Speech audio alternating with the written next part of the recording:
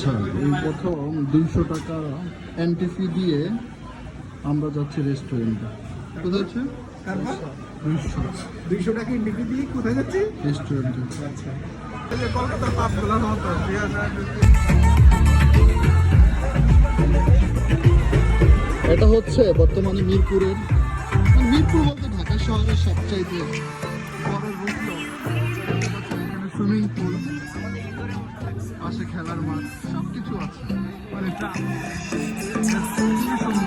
আর আজকে শুক্রবার প্রচুর ক্লাউড দেখতে পাচ্ছি। এত কাস্টমার যে লিফটেও আসতে হলে সিরিয়াল ধরতে হয়, অনেক লম্বা।